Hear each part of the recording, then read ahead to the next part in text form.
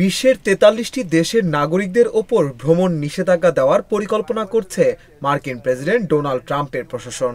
সংশ্লিষ্ট কর্মকর্তাদের বরাত দিয়ে এই তথ্য জানিয়েছে যুক্তরাষ্ট্রের সংবাদ মাধ্যম দ্য নিউ ইয়র্ক টাইমস।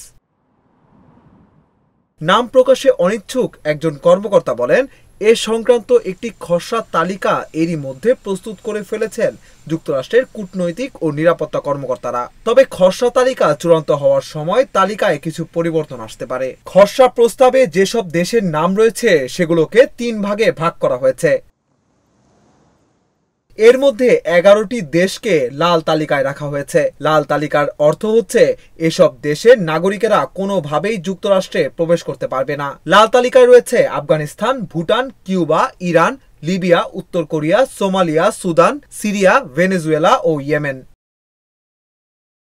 এছাড়া 10টি দেশকে কমলা তালিকায় রাখা হয়েছে। কমলা তালিকার অর্থ হচ্ছে এসব দেশের নাগরিকদের ভিসা দেওয়ার ক্ষেত্রে কড়াকড়ি থাকবে, তবে ভিসা একেবারে বন্ধ থাকবে না। কমলা তালিকায় থাকা দেশগুলো হচ্ছে Belarus, Eritrea, Haiti, Laos, Myanmar, Pakistan, Russia, Sierra Leone, দক্ষিণ সুদান ও তুর্কমেনিস্তান।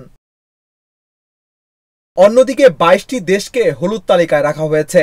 এ তালিকায় থাকা দেশগুলোকে তাদের ত্রুটি সংশোধনের জন্য 60 দিন সময় দেওয়া হবে। এ সময়ের মধ্যে তারা যদি ত্রুটি কাটিয়ে উঠতে না পারে তবে তাদের লাল বা কমলা তালিকার অন্তর্ভুক্ত করার হুমকি দেওয়া হবে। হলুদ তালিকায় থাকা দেশগুলো হচ্ছে Angola, Antigua and Barbuda, Benin, Burkina Faso, Cambodia, Cameroon, Cape Verde, Chad, Republic of Congo, Democratic Republic of Congo, Dominica, Equatorial Guinea, Gambia, Liberia, Malawi, Mali, Mauritania, Saint Kitts and Nevis, Saint Lucia, Sao Tome and Principe, Vanuatu ও Zimbabwe.